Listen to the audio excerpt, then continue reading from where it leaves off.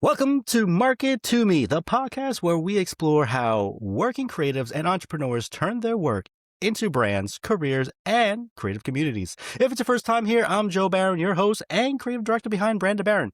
Today's guest is Lisa Quine, a muralist and illustrator based in Cleveland, Ohio, known for bringing strategy, joy, and bold design to blank spaces. She was named Best Artist in Cleveland in 2024 and has created over 150 murals across the U.S. and internationally, working with brands like the Cleveland Guardians, Cleveland Cavaliers, DoorDash, Meta, Mercedes-Benz, the Holiday Inn, and more. I met Lisa at the Creative Conference WMC Fest, where we both competed at Ink Wars, and I remember seeing her final piece and thinking, wow, I lost. We stayed in touch after that, and I later brought her in to help design seasonal graphics for Harley Davidson, like this hat right here, and even this children's tee, and plenty of many more. So I know firsthand how strong her work is creatively and professionally.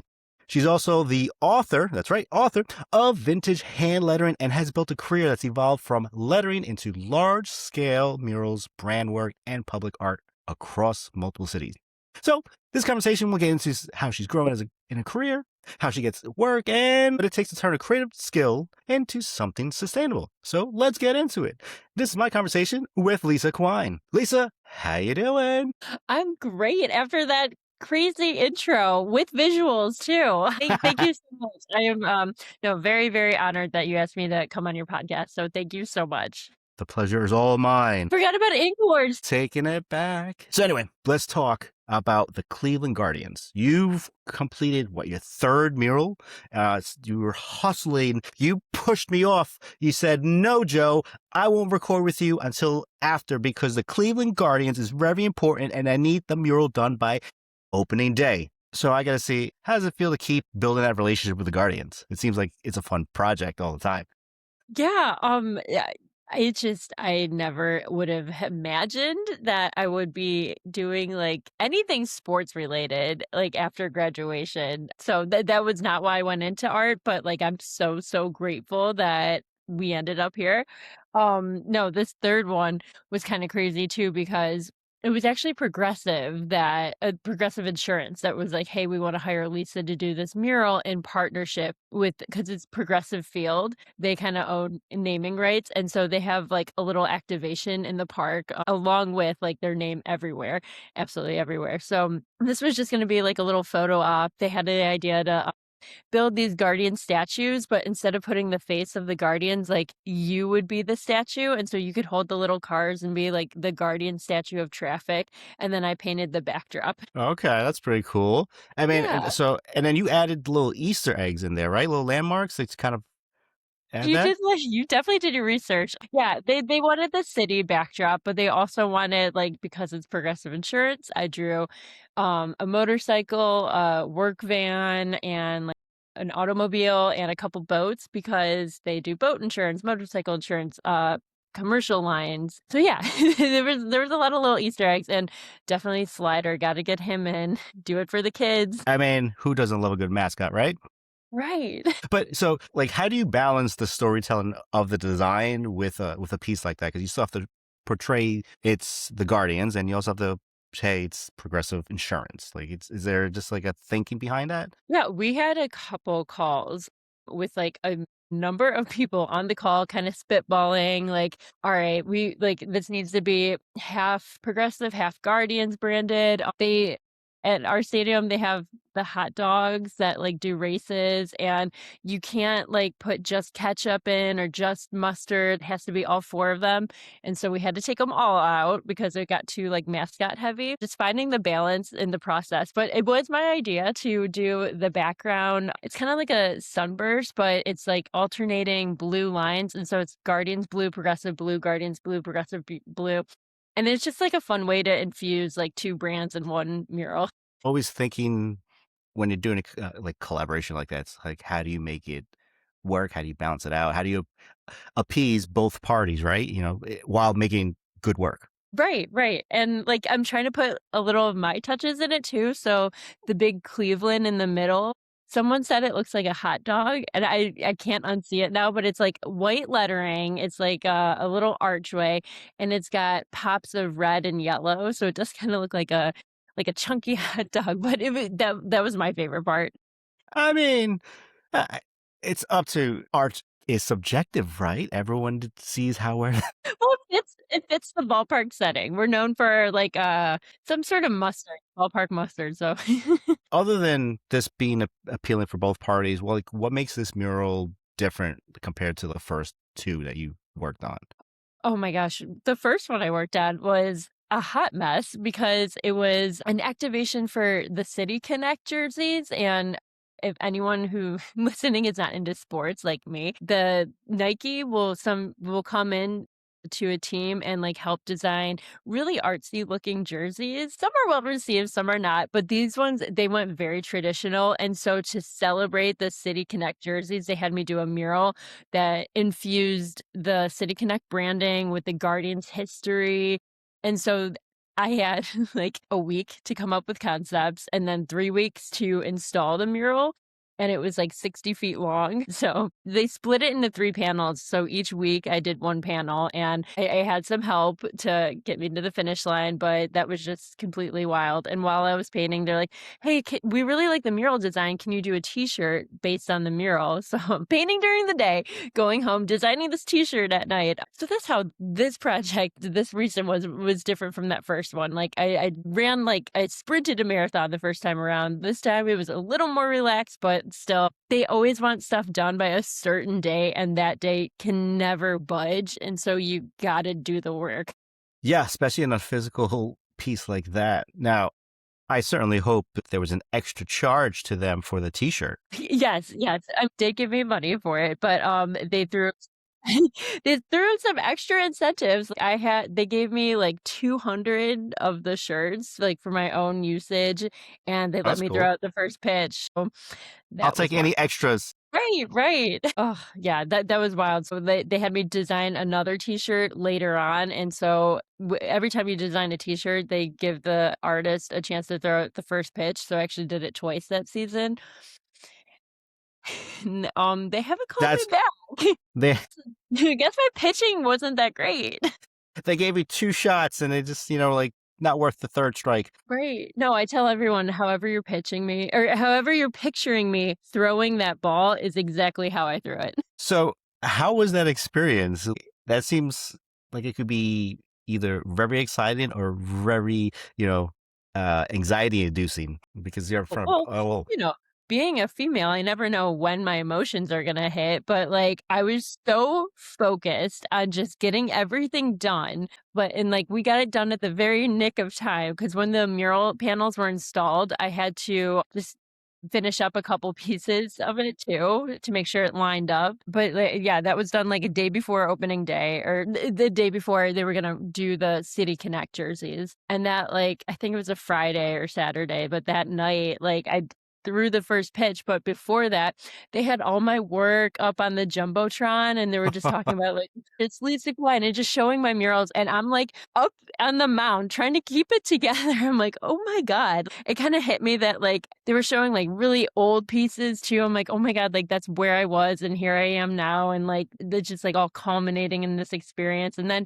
I'm supposed to throw a ball. Like, are you getting in front of like all these people? Oh, I was just so nervous. After I threw it, I think the guy that caught it was like trying to catch up to me and like have him sign the autograph the baseball. I was just like beelining it because I was like, get me out of here. But yeah, like I do art to like I like doing art by myself and like when it's done, people can look at it. Like I hate the attention on me. I just want it to be on the artwork itself. oh, Miss Cleveland artist of 2024. That's That that's a lot was of attention. yeah, I don't know. I just this year my focus is making better art and not being so much in the spotlight. I know you started in graphic design and advertising. That was kind of your lead in, but how did it evolve into you making murals? Like, how was that the focus? I mean, remember that you were talking about you do a drawing in front of the sandwich board for your local coffee shop. Was that part of it, or was that just, or am I just making things up? No, you're like spot on. I would do a lot of chalkboards around town 'Cause I was huge into lettering, like, I really just liked lettering, I did weddings and all that. Eventually, companies wanted, like, their values and just they wanted, like, fun facts about the company or, like, their branded stories up on the walls as a mural. So, murals got really big in, like, 2016 and past that. So, yeah, people were like, "Hey, you hand letter. Can you hand letter on a wall?" I'm like, "Yeah, why not?" So that just kinda took off. Like, it started with hand lettered murals specifically, but then I've just kinda branched out into more. So I'm so used to seeing people, being in the New York area, people spray painting and the graffiti. Like that's always something I've always seen and grew up with. So it's so when I start seeing people paint with paintbrushes, it throws me off a little bit, even though I know that's one way how to do it. I mean, that's how a lot of people done it, sign painters and all that. Did you find any difficulty just making that leap into painting on the walls, especially since outside it's different textures, it's not like a canvas? Yeah, I get really nervous for outdoor murals that are, like, public facing because I do a ton of office murals, and that's, like, a nice safe environment, and it's right in my wheelhouse because 'cause I'm like, my artwork looks like a graphic designer trying to paint murals. Like, I have a ton of respect for street artists and people that use spray. I cannot do that. Like, it's so loosey-goosey, and I'm so used to being, like, a buttoned-up designer, you know what I mean? Like, clean lines and, like, where's the hierarchy in the mural? I look at the wall as a layout. So when it comes to public murals, I'm like, okay, if I design something that like has joy in the core of it and just like I want to make people's day when they drive past it or walk past it, like then I think that'll make it like a more successful mural because I can't do photorealistic. I don't really do portraits, like, all those like kind of common things you see in murals. I remember being in New York City and being so blown away by every corner of their street, like that street art scene. Essentially, yeah, no, I mean, I think you're more thinking of it as an illustrator. Like you're just looking at, yes, there's the kind of an illustrator with a graphic design background. It's a canvas, and you're seeing the layout, and you're obviously there's a structure. You're creating a proper composition. And that's really how you're creating it. Like it's just kind of a foundation of illustration or graphic design or just design in general or art in general. No, absolutely. Those gestalt principles we learned in design school like really help out when you're going to design anything. Yeah, exactly. How do you normally get approached for a mural? Because that obviously that was kind of like word of mouth of people asking you if you could paint. That kind of led you into that. But is it always similar like that? Is it always like a referral, or do you know a connection, or is there an agency that goes after you? I mean, with the No, that Cleveland okay. Guardians, that's a big MLB team. I mean, that they must have some sort of marketing director that contact you to focus and create your own murals. Yeah, but I mean, when I was first starting out, it was definitely word of mouth. I was doing one of my very, very first murals was in an office building that was getting refurnished. Like they took a historic building and they were like, furniture in it. And so I was painting this mural and the furniture company was like, "Oh, I like you're doing murals. Can you do one for ours?" And then so I did one in theirs and their whole business is, furnishing offices. So they have a ton of companies coming in and looking at their space and they see my mural up there. So it just kind of spread like wildfire. Plus, Cleveland is a very, like, it's a big city with a small town vibe. And so, it being in a smaller city, you can network, your networking goes so much further. And Okay. so a lot of people reach out to me like, "Hey, I saw this random mural in this random office or this restaurant." So that definitely did help. But also when I Google like Cleveland mural artists, like I want to make sure that I'm one of the top like 3 or top 5 people that show up. And so I invested like, oh my gosh, nearly 5 digits into my website, like because I don't know SEO. I outsourced that and they totally redid my website. So all those back end pages like have the keywords to help search too. So I'm trying to think digitally, I'm trying to think word of mouth, but really I just want to create artwork that people want to have in their space too. Like you said, in your bio, it's bringing joy. And I think that's really what you're doing. And isn't the land where anything is possible, isn't that the most popular one? Which is the one that people I see even to this day, people just are you sharing people taking pictures, or maybe it's the Come Together one. I don't. Oh my gosh, that one got painted over, and someone else tried to do the lettering, and that's what happens sometimes, though. You live and you learn, but I know as I'm painting these murals, they're not gonna last forever, thank God, because some of them are very, like, trendy to the moment, too. You ever look back at high school artwork and you're like, "Oh my gosh, I've come so far." Like, I never like, that was my fear when I first started murals. I'm like, "They're gonna be up for 10 years, so everything on this mural can't be like, nothing could be cringy about it, or else I'm gonna, like, hate this business." So is that common? You pay attention to the trends and trying to implement that, or is that something like maybe the client wants? They want something trendy at the moment, and you just kind of negotiate with them. I'm trying to think now, like, I don't know, I feel like I kinda have my own style, like, I'm always trying to look at, like, what fonts are a little more popular right now, like, Uh huh. I That's the lettering artist in you. yeah, like, I'm trying not to include so much monoline cursive, but, like, I don't know, it's really easy to paint, so I will throw that in. I'm just trying to think of, like, trendy stuff, like, I really like black outline, Yeah. it's, like, my illustration style, but it's so easy to do on Procreate, really hard to do in real life, but I'll try to do the little, like, curved shadows too. I don't know if that's something that's a trend now or that'll leave, but I don't I'm enjoying it right now, so I'll sneak it in some of my murals, like, I think I have that, like, curved shadow in a couple spots in the Guardians mural I just did. Hey, it works, right? I mean, it's kind of popular at the moment, and I'm sure it's trends come and go. That's what they say. Trends come and go.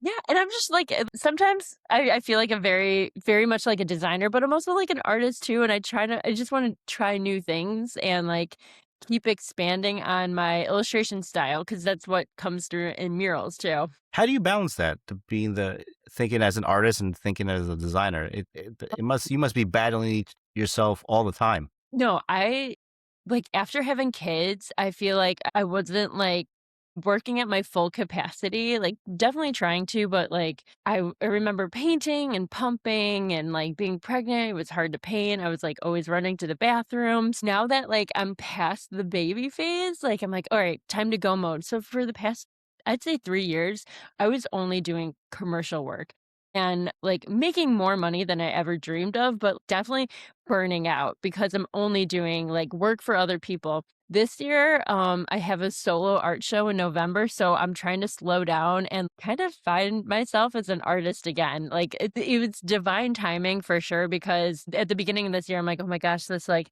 I need to bring my A game for the Guardians, obviously, but after that, I'm taking a break." Didn't really take a break, but like I'm trying to balance commercial work to still make a decent income to support my family and also balancing like, living that artist life of trying to like make art for fun.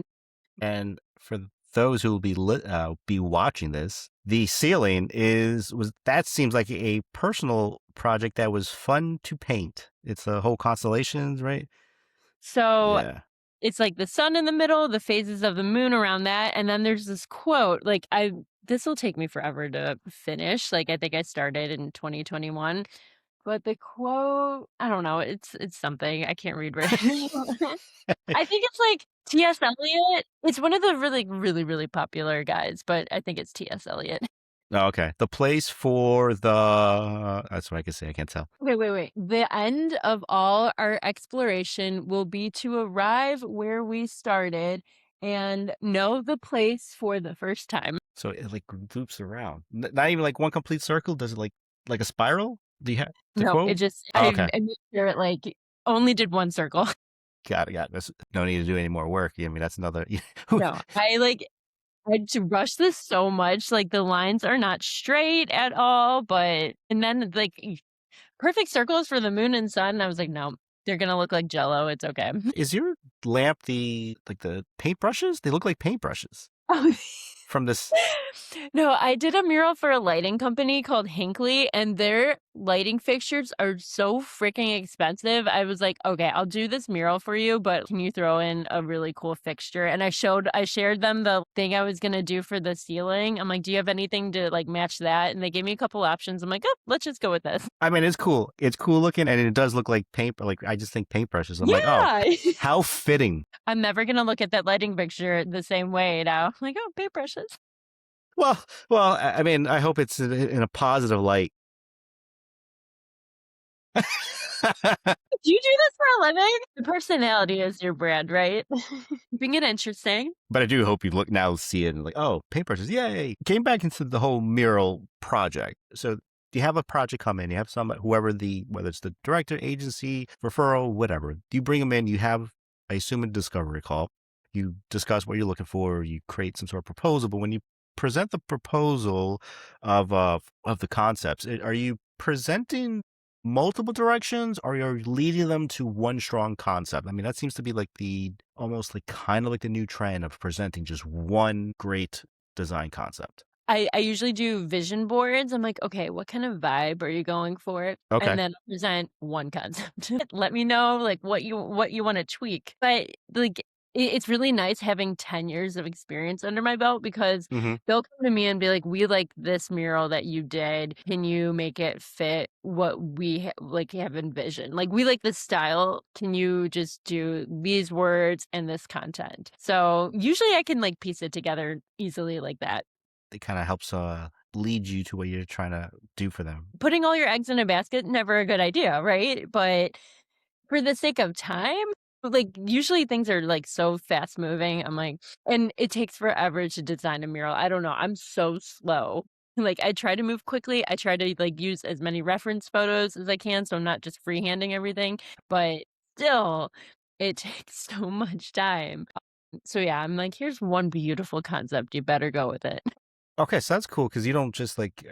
Because it almost feels like how some people work, create the mood board, then they create a couple sketches and they show that, and from there they send a refined sketch or illustration, and they hit you with the big reveal. So that's kind of interesting. But Well, this is where graphic design comes in handy too, because along with the design, I'll explain all my decisions and they're based on what the client wanted. So I'm like, this is what you wanted and this is why I did it. Like at that point, they're arguing with themselves if they don't like okay, it. but is there much pushback? I mean, it feels like you're presenting. They might be.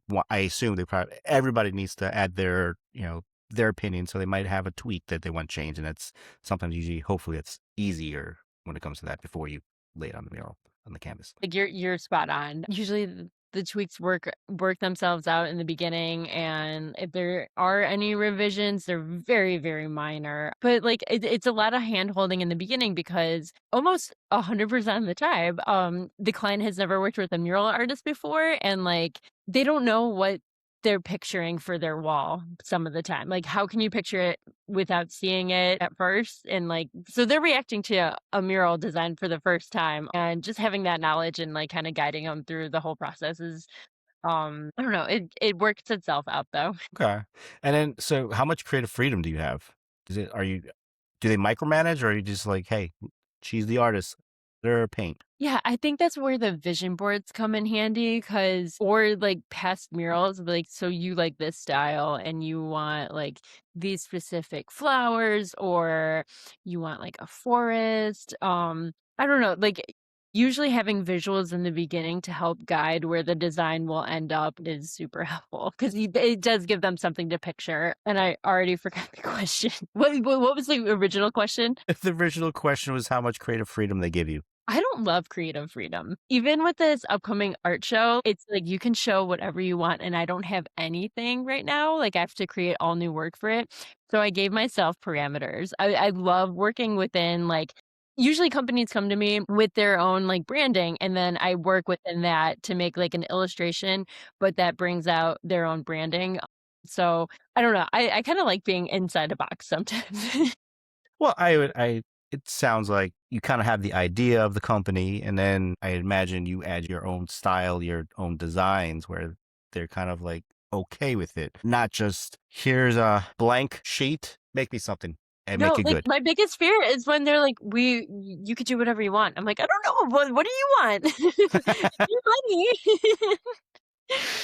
money." No, but, like, usually when there's lettering, like, I feel very comfortable giving them font options, ones that make sense for the space and the style, so, yeah, little decisions like that are fine, but what like, a blank page is terrifying. Last night, I was just at my computer, kids in bed. What do I do?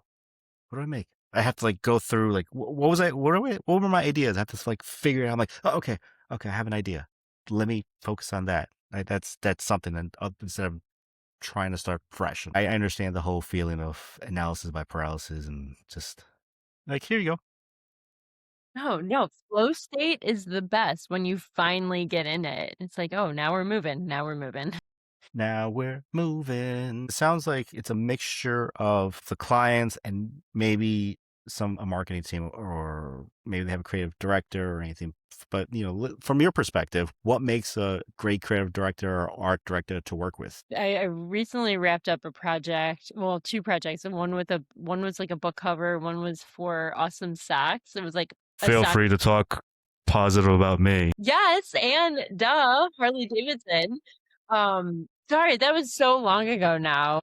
Ugh, I love when they like what you did specifically and what these other art directors I worked with, they come to me with like, "Hey, here's some like ideas of what we're thinking," and with reference photos. I'm like, "This is gold to me." Like I know where your head is. Like I can see your vision and I can help bring that to light. I know like with these 2 other projects, yeah, they gave me reference photos, but they used my work within the reference too.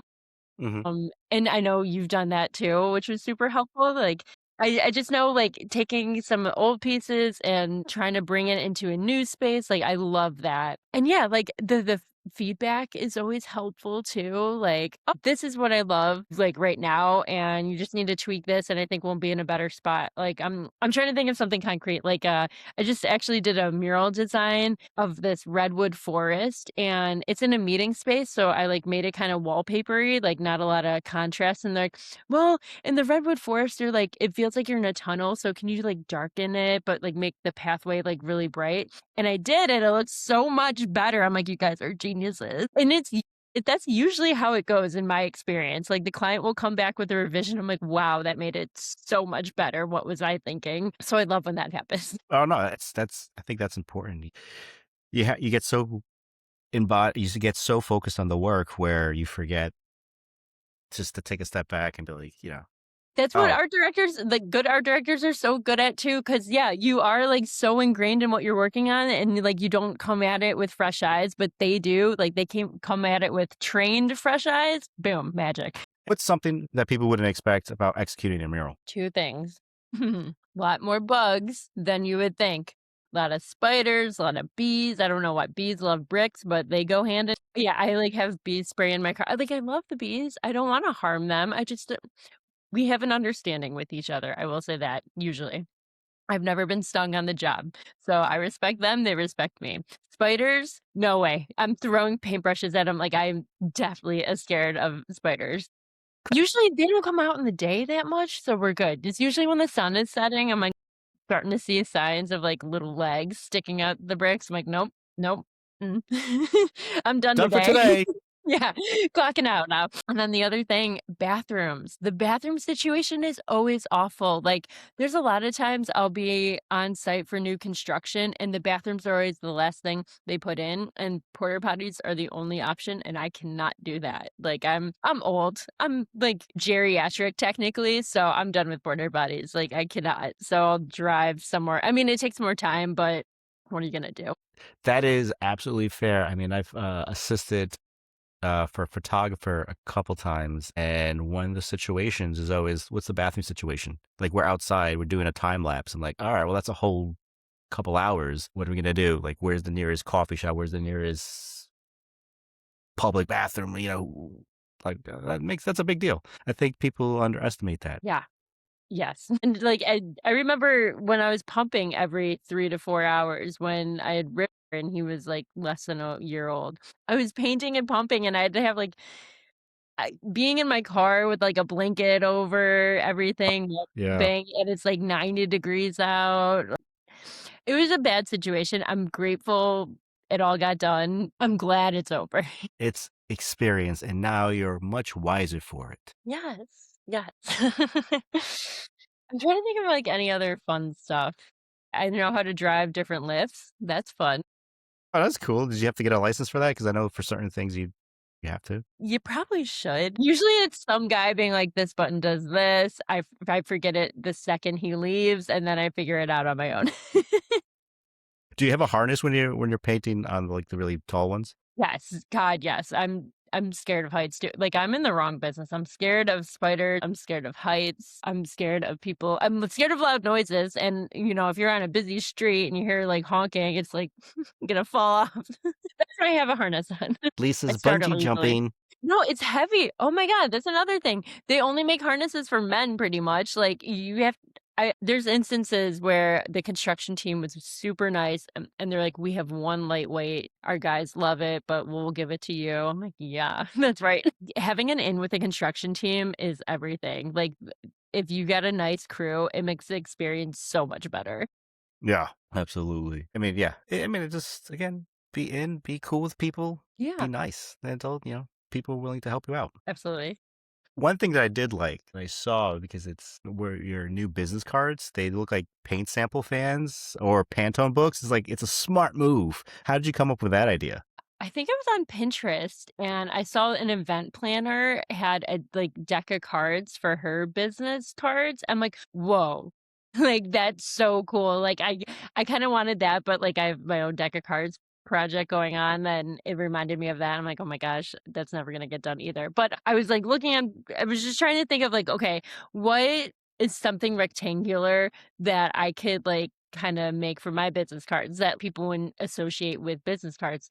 And looking around my office, I saw the paint fan. Perfect, like, I'll just use that, and apparently, it's not, like, the most original idea, I've seen other people do have it, but usually it's just the color stripes. I try to put my murals on each stripe too. Yeah, I think that's cool. Cropping a piece of your mural, and it's all, at least from the ones I've saw, where it's color coordinated. So you have all your blue murals, red murals, yellow murals, literally giving them a piece of your portfolio for them to choose, and they could No, either I keep it. right? Like, it's so fun, Yeah. and I kinda wanna do a second round of them. Like, re I did red, green, blue, yellow. I wanna do, like, pink, purple, teal, orange, and just, like, do all sorts of colors. I was, like, I had that idea, and I'm like, "Oh my gosh, like, I need to get this done," so I designed it, like, way too quick. This needs to be done just before someone else takes this idea, because I just wanted to, like, get the cards, post the picture, and be like, "Wow, look at these."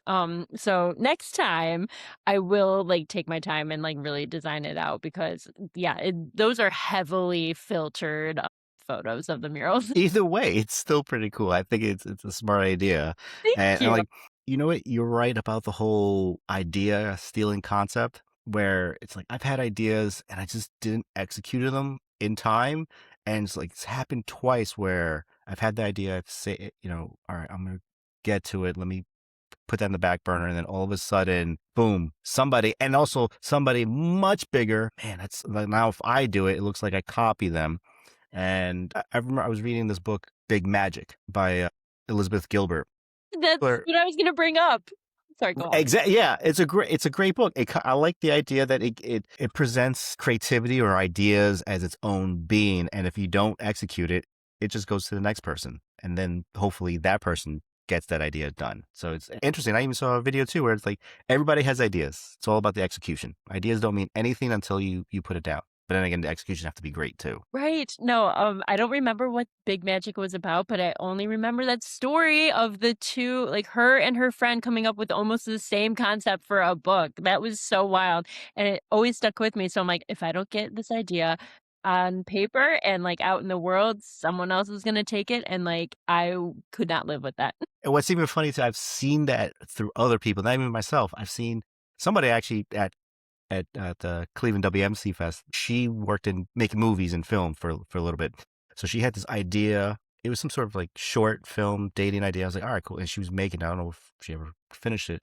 Don't know anything about it. A couple years later, this other guy that I know was in a short film that was pretty much the same exact concept that she had. It was like right after I read the book, I'm like, this is weird. Like the coincidence. No, the universe is crazy like that. Like, no, that's so weird. You were talking about personal projects. You're talking about how you're making a card.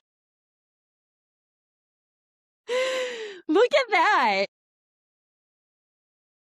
Are you a magician? I do, mate. Actually, it's pretty sloppy. So if people actually go through it, they're gonna see it. They're gonna see how bad it was.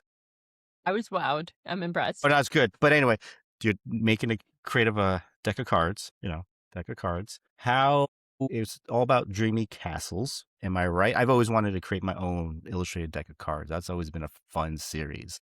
And how is that going? And how important is it to create, your personal projects? Yeah, it's again like non-existent. I used to be so much better at personal projects before kids. I mean, kids are the factor now. I also was a workaholic before kids too. I couldn't stop creating and getting my ideas down, but now it's hard to find time. So the deck of cards has been ongoing.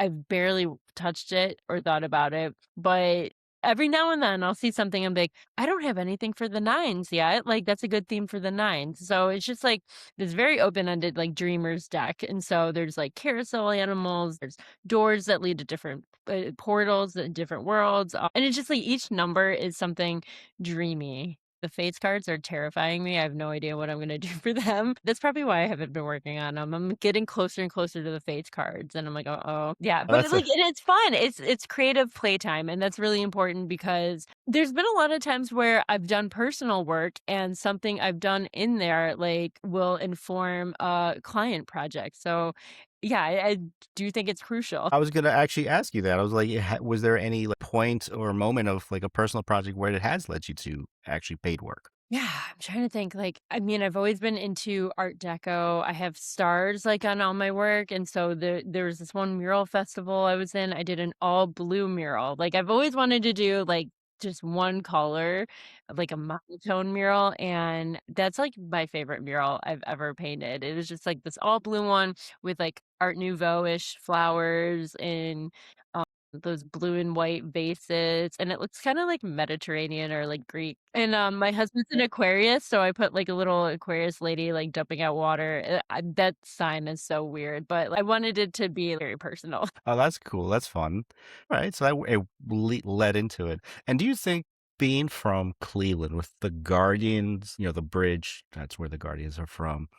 Do you think that helped influence your Art Deco style, or was it just something when you learned about it, you were drawn to it?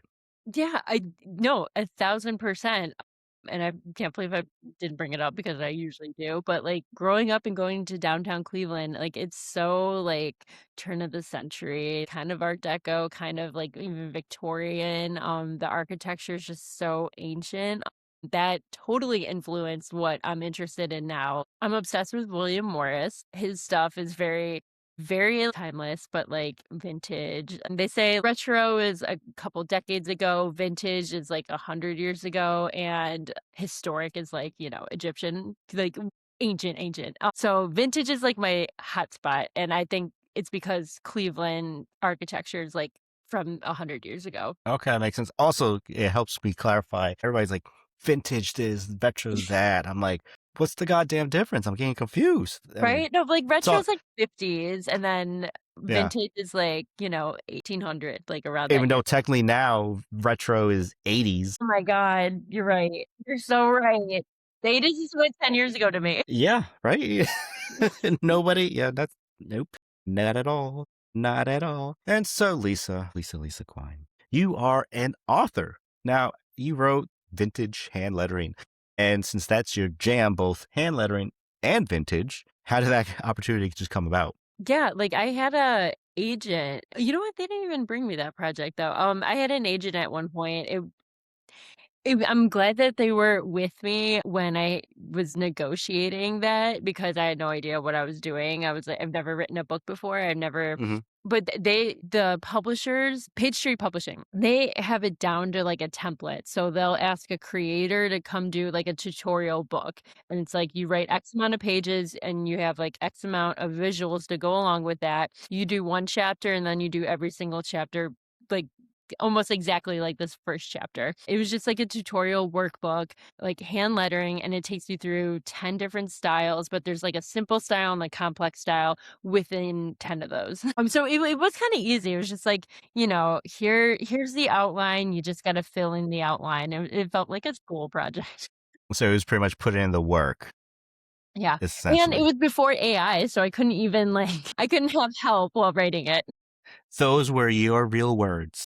Yeah, all of them. And, like, oh my gosh, the editing process, they went through and read it all. I'm like, "Any edits?" And they did a couple, like, spell checks, maybe grammars, but, like, n not, like, paragraph changes. They're like, "No, like, it should be like you talking to a friend." Like, they wanted to be familiar. I was in a fever dream writing this. I feel like there should have been way more edits, but nope, it's published. It adds more credibility to you. It lets people know more about who Lisa is and what she does and her Thank you for writing bringing it style. up, though. I always forget that happened. Really? I think it's a kind of a big footnote in your career, but Right. I think I live too much in the moment sometimes, I forget everything that's come before, and I'm just like, "What do I need to be working on right now?" well, I mean, it's important to live in the moment, especially when you have two little ones running around Right. or any plans of writing another book? No. No, no, not even tempting. Like, it Not doesn't sound maybe a coffee book, like, I would do a book of visuals, but no more words. I can't talk. I stand in front of a wall for 40 hours a week. I can't put thoughts together, like, I'm a painter, I'm not a speaker. person who doesn't want to write anymore, yet her thing is all lettering. It's always other people's words. Always. I can't form a thought. Like, oh my gosh, it's so funny. I'll have my headphones on, paint for like 3 hours. Someone will come up to me asking, like, I don't know, a simple question. What are you working on? I'll be like, my voice is all rusty. I'm like, just breathing in dust. Water, water.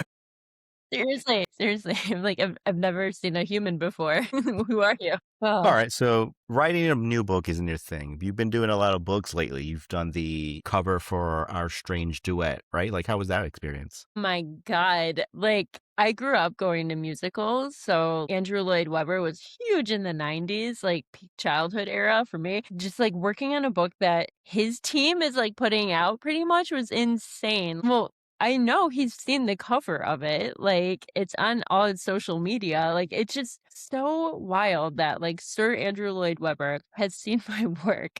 And the author is fantastic. I've listened to a couple of her audiobooks. I love her style. I can't wait to read like her take on the classic Phantom of the Opera story from Christine's point of view. Shared a snippet of the book, and the flowers I did on the cover were around like the interior pages. I didn't know that was happening. That's so cool. Like the art director, I think speaking of good art directors, she was fantastic. It was a really good experience. It was wild though. And did you just do the cover or just the lettering or like the floral part? Or I did the full cover, so they wanted the lettering with the roses around it. I did some, like, other stuff, like a drop okay. letter, or, like, I don't know, a chandelier, illustration, so there was just other, like, little pieces, but then they hired, like, a legit illustrator to do the end pages, I think they're called, like, when you open the book, there's a big Yeah. illustration on the front and then the back, but her illustration, like, works so well with the cover too, like, the book is like a little work of art. I love it. Part of any physical copy of whether it's a record book, even magazines, like if it's done really nice, it's printed really well, like people tend to appreciate it. People appreciate good artwork. Yeah. Did you do the spine and back? That was gonna be my Yeah. whole question. Yes. Sorry. I was gonna say they had a little bit more money to spend. I think it's gonna be like I think there's usually 4 by 6 books and then 5 by 7, or no, 5 by 7 and then 6 by 8. I don't know. It's a larger book. They're going with the larger size. They're doing so it's black with gold, white, red flowers, whatever. The black is gonna be soft touch and the gold is gonna be foil. And I love how textured that is and like all the fancy printing techniques. I love it. I think it adds so much when they add like a special emboss, a foil to like a printed product. It's like, whoa, this is pretty cool. You really put the thought and effort into it. Absolutely. Like, I listen to a lot of audiobooks while I'm painting. If there's one I love or like artwork that I love the cover of it, like I will go and buy it because I want it to be pretty and on my bookshelf. And then also another book was the ABC Around CLE, right? CLE. Yeah, ABC Around CLE. Yeah, that was really cool because he asked a bunch of local artists to do these paintings, which think because he wanted them vertical, I think it's gonna be like our artwork and then maybe a solid color with text on the other page. But I got 3 letters and then all the other artists got like 3 or 2 or 3. So that was super fun. And I tried to put like my own kids in it. Oh, that's nice. And what was pretty cool too is that you added like you painted the things in markers because that's what kids could use, crayons, color pencils, stuff like that. Like how intentional was the thought process behind doing something like that? It was due a month ago. So it was due at the end of March, but I was working on the Progressive Guardians mural. And so I'm like, this has to get done now. I'm very comfortable using markers. Like, what's it like doing markers on canvas? We're gonna find out. So I kind of tied in that reasoning though. I'm like, you know what, kids use markers. Like it's gonna look like I don't know, it's gonna look kinda like, childlike. It does appease to the audience more, but, I did that to save time and because I do love the color palette of Posca markers. It's just bright colors, like, and I'm so happy with the results. This might not be the last time that I do markers on canvas because it was super fun and easy. Well, Posca markers are specifically art markers, so that's the thing. I know the author was like, "So is this technically like paint on canvas?" I'm like, "Yeah, paint markers." Why did he really want paint? Is that was his request? He didn't really say. I think he was interested in the process or maybe very curious because he wanted paint on canvas, but I said, "Paint markers." Just kept saying that. He wanted the canvas, so I guess he's going to scan it and then put it into a book. It's scannable, and I don't know, they're getting some good feedback too, so I hope That's he's good. happy. A lot of attention for his book. That's great. Speaking of conferences, do you think it was beneficial as building this authority, or did it help attract clients? Did it expand or did it just expand your network? Like, did you see any benefits other than, hey, this is cool, I get to share my knowledge, or or did you see some monetary value at the end of it? Think it did help with, like, establish, not establish, not authority. What did you just say? Like, it just, like, give you a good rep. Build an Like authority, yeah, yeah, thank good you. rep. As authority, like, as an artist, yeah, and, like, a figure in the industry. So that helped. I don't think it has brought me any work that I can remember. Maybe it has, Okay. but I think it just has helped me overcome a lot. Like my biggest fear was public speaking. Like I hated those classes growing up. I've always hated being in front of a crowd and saying anything. I'd like rather paint in front of a crowd rather than like Mm-hmm. say anything I'm thinking. I mean, growing up, you mentioned Big Magic. I was always listening to like self-helpy, like businessy books like that. And they were always like, no, you got to push yourself. You got to do what's uncomfortable, blah, blah, blah. So I just kept saying yes to opportunities. Like, I'm like, yeah, like, why not like take a leap? We'll see what happens. I don't know. I've found that like every time I give a talk, it's very polarizing. Like, it's either a really, really good experience or a really, really bad one. For And you or the audience? for me. And like, and I don't this is probably so dumb too, but, like, I do a new presentation for each talk. I'm not, like, recycling anything, probably because like, I'm not doing a bunch of talks a year. It's, like, 1 talk a year pretty much, but, like, I just try to tell a new story each time or, like, try to give the audience something new each time. It's definitely more work for me, and, like, I'm not practicing the same message over and over again, but I think the one time the best one I've ever done was in Cleveland at an AIGA, like, free thing, and that was the first time I, like, didn't have notes or anything, like, I just kinda wung it, and people were coming up to me, they're like, "Oh my gosh, you're such a good speaker, like, I didn't know how funny you were." I'm like, "What are you talking about? You're delusional." Like, that was the best feedback I've ever gotten. And so I'm just like learning how to be a better speaker. It's so hard too because, you get better with exposure, and all the words are escaping my mind today. Well, it's You just get better. exposure therapy. Yes, but you get better by, like, practicing. It's so hard to practice public speaking because, like, that's not something that pops up that often, right? It's true. Um, Yeah. so it's hard You to can get. only rehearse, but Yeah, but it's different, like, when you're on stage too. So, yeah, like, I've been very fortunate. I'm so grateful to the people that have invited me on stage to, like, speak, and I don't know if I have taken a break from it, and it feels very comfortable. Like, nothing is looming over my head, like, "This is coming up, you have to talk," and so it's been very comfortable and, like, easy living now that there's nothing on my calendar right now. I think it's part of your goals. I feel like, that's not what you're set out to do at the moment. And if it does, you'll be ready for it or just wing it. Right, like, I don't know, the universe is so wild like that, like, I did really, really want to be a speaker, and those opportunities did come to me, and now, like, I wanted to focus on personal stuff, and this art show popped up, so, like, I don't know, me and the universe are very much vibing, and, like, I'm very grateful for, like, the career I've had because it's been all over the place a little bit. What should people expect for the art show? It's in November, right? Yeah, so I'm trying to, like, get back to my lettering roots a little bit, just, like, a tiny Okay. bit. So I'm doing, like, an art piece for every letter of the alphabet, but it's gonna tell the story of, like, when I moved to Cleveland after college to, like, where I am now in my career, like, from A to Z. So the first piece, A, is gonna be arrival, B, becoming, C, curiosity, like, and so it just goes on through the whole alphabet. It's going to be fun. We're going to get to Z. Z is like. Zenith, my career. Yeah. No, I think that's right.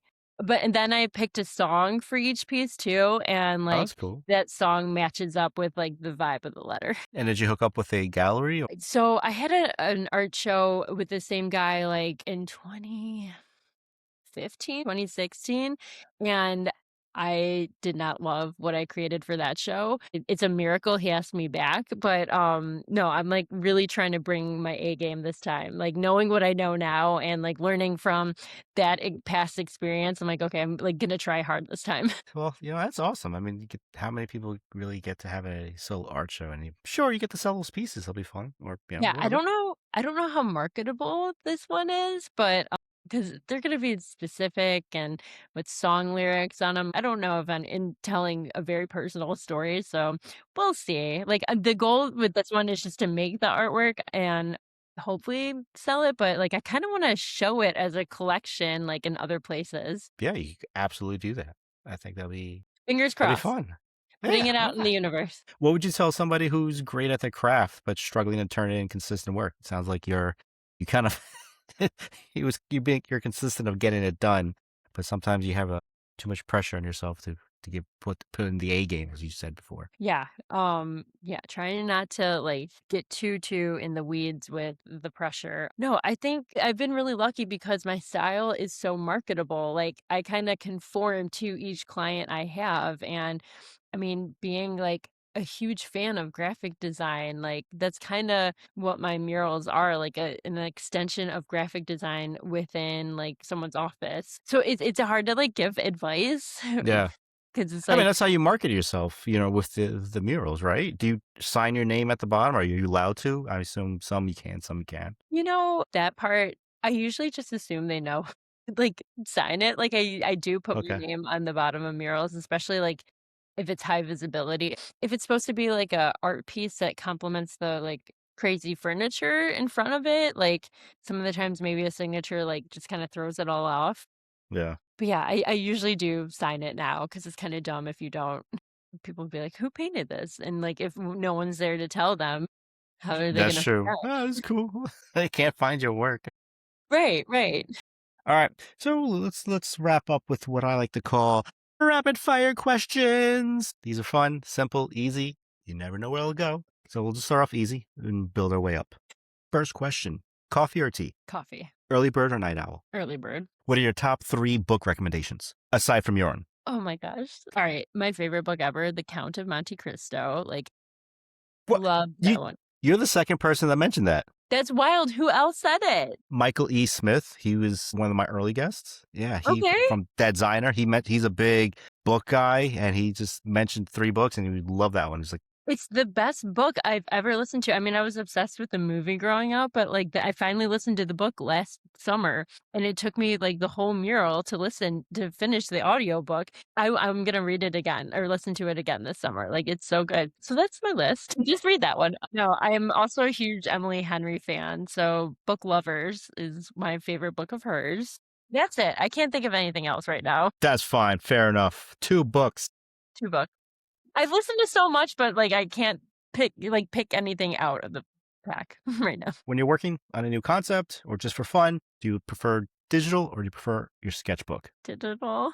I hate that it's digital, though. Know that. Yeah. Internal hating right now. Sort of mentioned it already, but I'm just curious. What do you like to listen to while you work? Man, I listen to, like, the same 4 artists, like, on repeat because 'cause I'm a Taurus. I repeat everything I do. So I listen to Lights, Sleigh Bells, um right now it's Noah Kahan. And then I forget the 4th. Suki Waterhouse, I love her. I was expecting audiobooks because you mentioned audiobooks. I have to be in the mood to like, okay, someone's gonna tell me a story for 10 hours. So sometimes I'm not in the mood for that. I just wanna listen to, like, music. Oh yeah, no, I've always been curious about like everybody's taste and where they work with. If I'm tired, music. If I've had coffee, audiobook. I think I need some more coffee after this. I don't you know what? It's funny. I said coffee, I'm drinking kombucha, which has tea in it. An oxymoron. What's your favorite paint company that you like to get materials from? Ugh, fair. Like, I know that's sacrilegious. Sherwin-Williams just bought or built a new skyscraper in Cleveland. They're centered here, but their paint's not that great. So bear all the way. And then when we're talking about markers, what's your favorite marker? Posca. Poscas are good.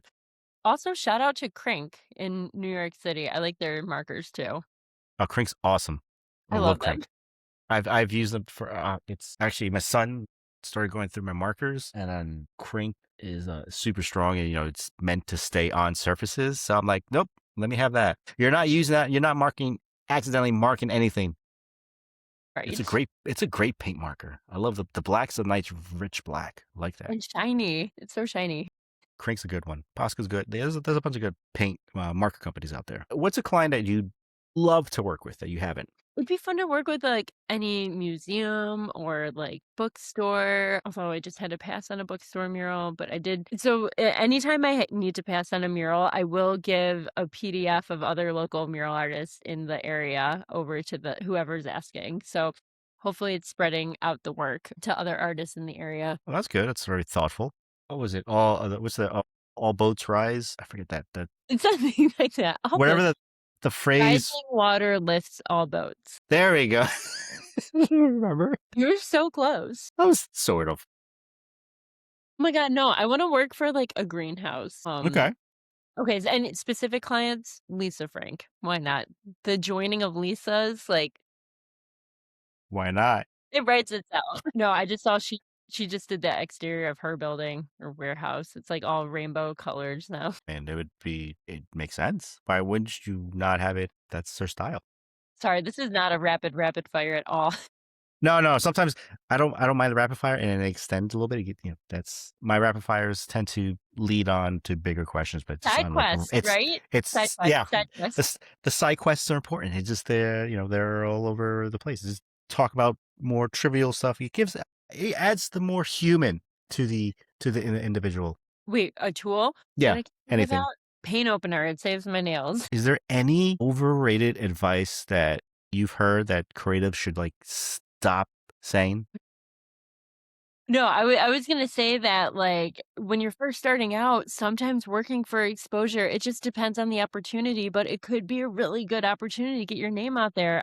Because I think I have done murals in the past that have propelled my career. So that one's hard for me. So you think working for exposure can be helpful or for low pay? If it's exposure combined with some sort of pay, like Okay. Yeah, That's okay. To make it worth your time a little bit. Like, come on, people. But like if absolutely. it's pure exposure, that's tough. That's really tough. And I do hate when people say like we want to see a concept before we're putting like it's a RFQ. So like give us your qualifications, but like also what are you thinking for this mural?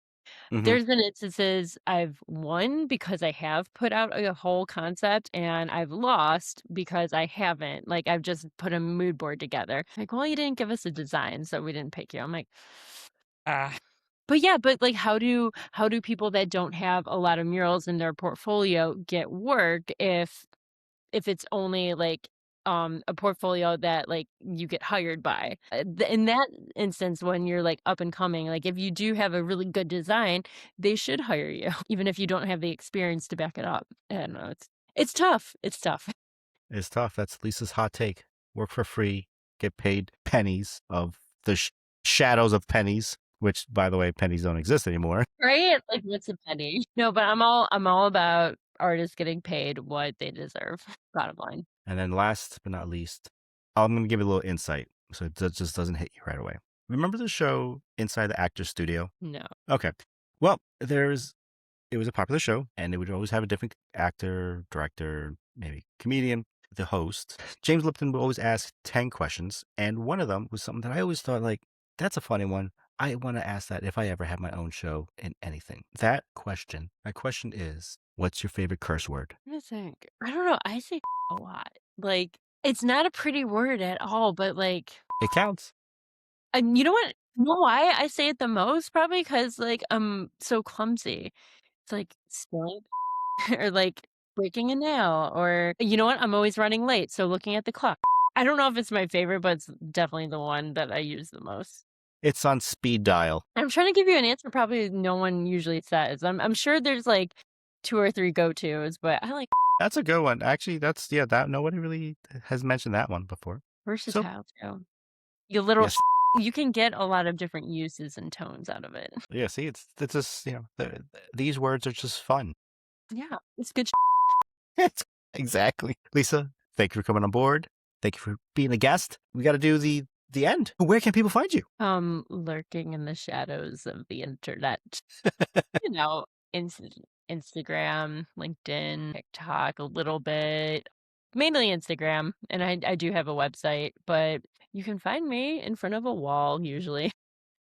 And so that's lisaquine.com. Everything leads from there. And I am Joe Barron. You can find me at brandonbarron.com. You can follow the podcast at market2me.com. I hope you had a good time. Bye, everybody.